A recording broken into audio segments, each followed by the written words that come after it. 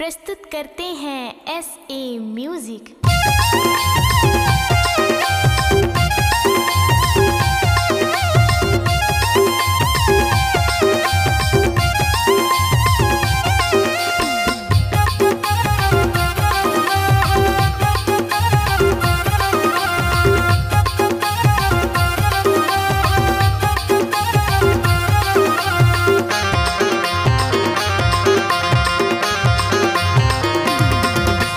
असो के लगन में बिहा करा ले,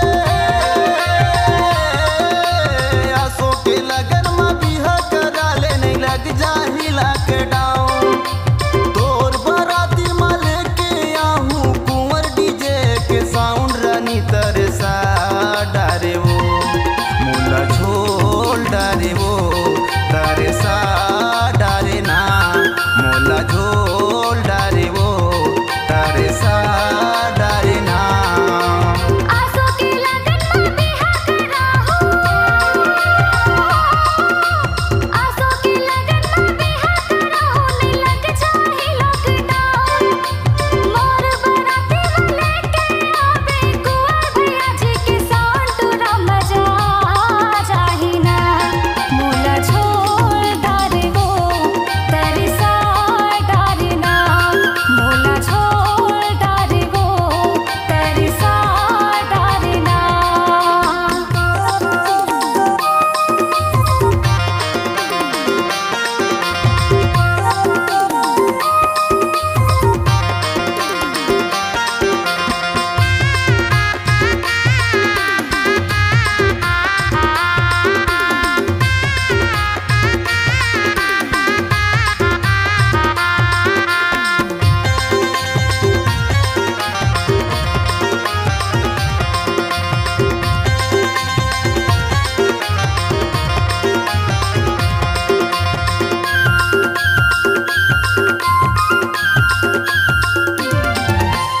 अखी के गजरा खोपा के गजरा जैसे लागे टौना के पान, कान के बाली होठ के लाली मुच मुच लागे तोर मुस्कान।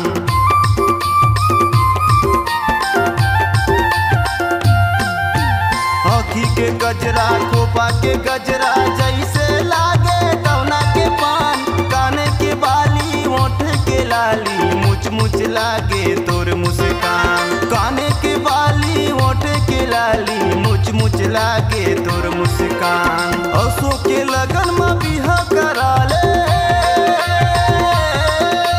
असो के लगन में बिहा करा ले, नहीं लग जाही लॉकडाउन। तोर बाराती में लेके आहूं कुंवर डीजे के साउंड, रानी तरसा डारे वो मुला झोल डारे वो तरसा डारे ना।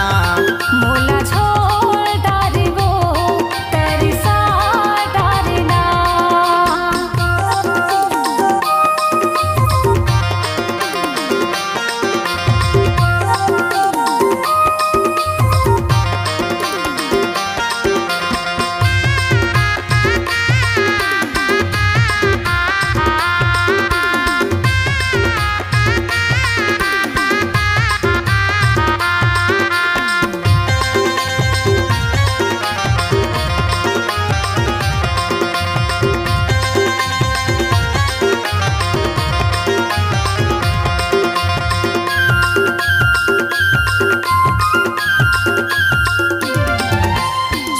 बछर के तोर जवानी टप टप जुआते पानी, नगिन सही तोर बेनी झूलत है, बन जाना वो मोर दीवानी।